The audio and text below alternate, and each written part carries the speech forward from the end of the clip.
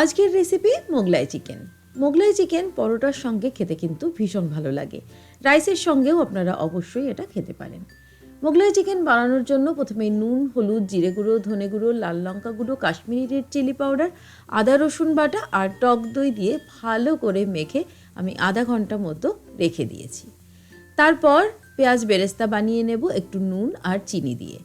ভালো করে পেঁয়াজটা বেরেস্তা বানিয়ে আমি তুলে নিলাম। তারপর গোটা গরম মশলা তেলে দিয়ে ম্যারিনেট করা মাংসটা দিয়ে মিনিট 5 মতো নাড়াচাড়া করে ঢাকা দিয়ে এটাকে রান্না হতে দেব। ততক্ষণে পেঁয়াজ বেরেস্তা, আমন্ড, কাজু বাদাম আর টক দই দিয়ে একটা পেস্ট বানিয়ে নেব।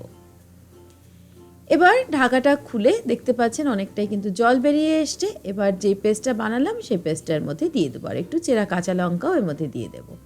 আবারও মিনিট 10 মতো ভালো করে একটু নেড়ে কষিয়ে নেওয়ার পর ঢাকা দিয়ে এটাকে রান্না করে নেব যতক্ষণ না এটা সিদ্ধ হয়।